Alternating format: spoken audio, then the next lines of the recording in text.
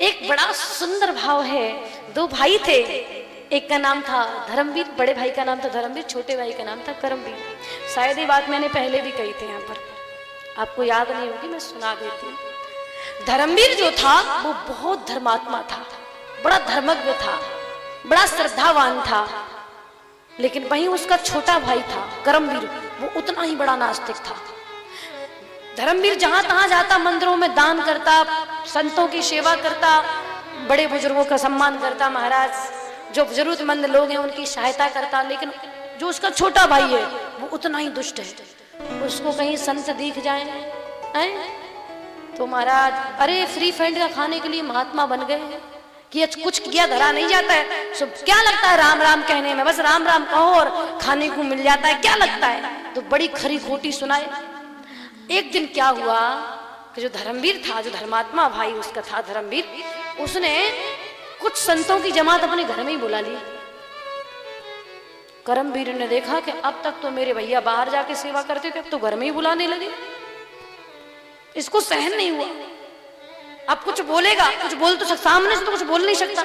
सो एक कमरे में घुस गया और अंदर से कुंडी लगा ली और अंदर से खिड़की खोल करके खिड़की में से गालियां दे रहा है संतों को। अरे कुछ करता धरते बनता नहीं है, कुछ किया धरा जाता नहीं है, माला पहनने के लिए राम राम राम और महाराज फ्री फंड का खाने के लिए आ जाते हैं, देखो कैसे मोटे तगड़े पड़ रहे हैं। संतों ने दो 5 मिनट तो सुना। जो सबसे बड़े महात्मा थे उन संतों में, वो महात्मा जी बोले धर्मवीर से, भाई हमें गालियां कौन दे, ये खरी खोटी कौन सुना रहा है हमारे लिए। तो धर्मवीर बोला, महाराज मेरा छोटा भाई बड़ा दुष्ट है, उसकी कोई श्रद्धा नहीं है, इस धर्म के प्रति कोई श्रद्धा नहीं है, संतों के प्रति उसका कोई भाव नहीं है, भगवान के प्रति कोई प्रेम नहीं है, परमात्मा बड़ा दुष्ट है। महात्माओं ने सोचा कि इस घर का अन्न हमने खाया है और इस घर का व्यक्ति नरक में चला जाए, फिर संतों की महिमा क्या रह जाएगी।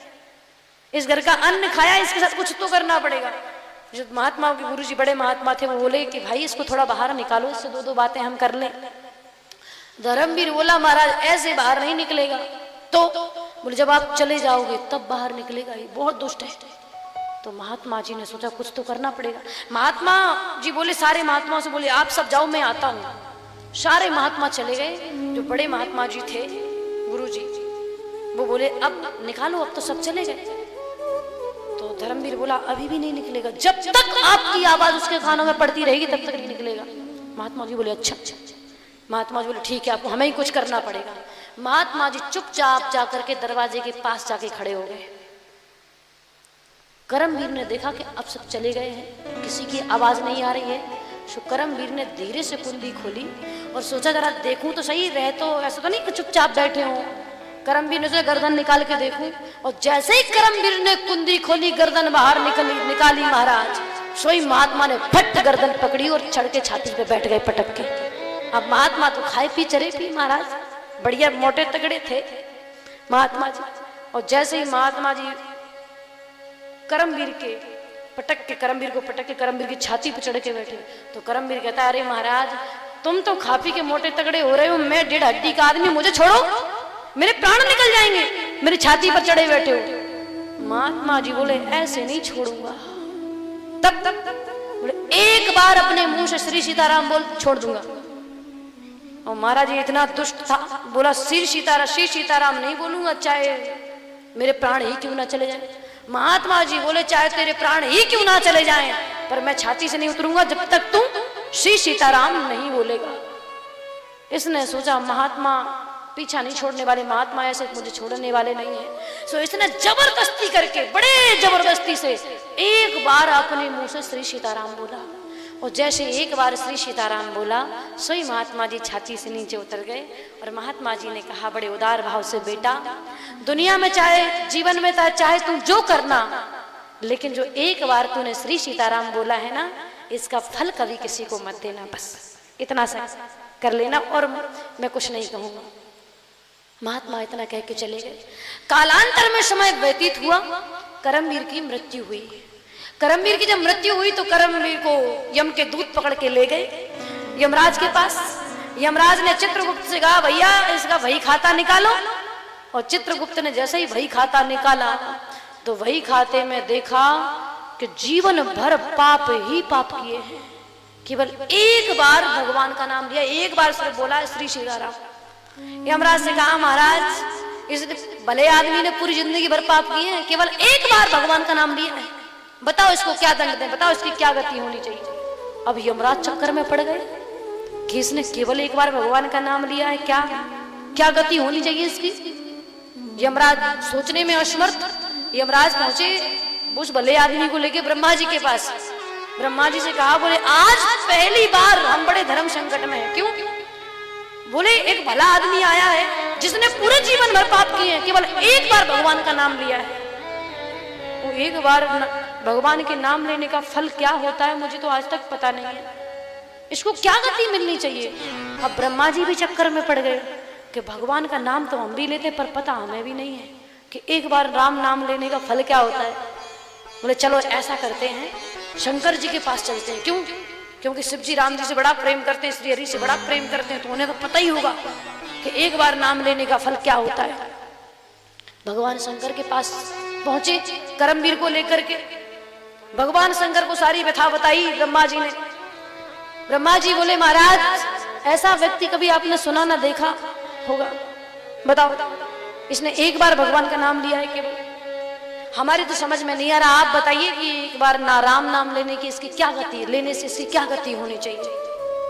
भगवान शिव जी भी चक्कर में पड़ गए कि भले ही हम 24 घंटे राम नाम लेते रहते हैं पर पता तो हमें भी नहीं है कि एक बार राम नाम लेने का फल क्या होता है, एक बार राम लेने वाले की क्या गति होनी चाहिए। शिव जी बोले हमें भी समझ में नहीं आ रहा। तो बोले अब ऐसा करो, जिनका नाम है उन्हीं के पास चलो, वही बताएंगे कि एक बार राम नाम लेने का फल क्या होता है। किनके पास? भगवान श्री हरि के पास। जैसे ही बैकुंठ की ओर चलने लगे सो ये भला आदमी उसी कैलाश पर्वत पे बैठ गया। क्यों? सबने पूछा क्यों बैठे भाई, चलो। करमवीर बोला मैं नहीं जाऊंगा पैदल। तब बोले अगर मुझे लेके चलना है तो कोई प्रतिबंध करो मेरे ले जाने, कोई प्रबंध करो मेरे ले जाने का। अब प्रबंध क्या करे? तो भैया डोला मंगाया, इसको पालकी मंगाई। वो पालकी में एक तरफ ब्रह्मा जी लगे हैं, एक तरफ भगवान शंकर लगे हैं, और इसको उठा करके बैकुंठ ले गए। और बैकुंठ जैसे ही लेकर के पहुंचे और बैकुंठपति भगवान लक्ष्मीपति भगवान श्री हरि को, भगवान नारायण को सारी ये विडंबना अपनी बताई। भगवान नारायण बोले इस भले आदमी को हमारे सामने जरा लेके आओ। करमवीर को जैसे ही भगवान श्री हरि के सामने ले गए, भगवान ने देखते ही साथ इसको अपने अंक में भर लिया, गोद में बिठा लिया और दुलार करने लगे। ब्रह्मा जी हाथ जोड़ के बोले प्रभु इसको तुम बाद में दुलार कर लेना, पहले ये तो बता दो कि एक बार राम नाम लेने का फल क्या होता है। भगवान विष्णु बोले अब इससे भी बड़ा प्रमाण दूं क्या है? अर्थात बोले इसने एक बार मेरा नाम लिया, एक बार श्री सीताराम बोला, सो सीधा महाराज यमलोक से ब्रह्मलोक पहुंच गया और ब्रह्मलोक से भगवान शंकर के कैलाश पर्वत पे पहुंच गया और कैलाश पर्वत पे जाके ब्रह्मा और शंकर से अपनी पालकी उठवा दी और सीधा बैकुंठ में आके मेरी गोद में बैठ गया। अब इससे भी बड़ा और कोई प्रमाण चाहिए क्या है? एक बार राम नाम लेने सीधा गोद में आके बैठ गया, इससे बड़ी और महाराज क्या, इससे बड़ा क्या प्रमाण दें? तो भैया भाव यही है कि अगर गलती से भी परमात्मा का नाम हमने, कुभाव से भी परमात्मा का नाम हमने अगर ले लिया, परमात्मा ये नहीं देखते किस भाव से तुम उनका नाम ले रहे हो, वो कृपा करते देर नहीं करते, और भाव से जो ले रहे हैं महाराज उनका तो कहने कुभाव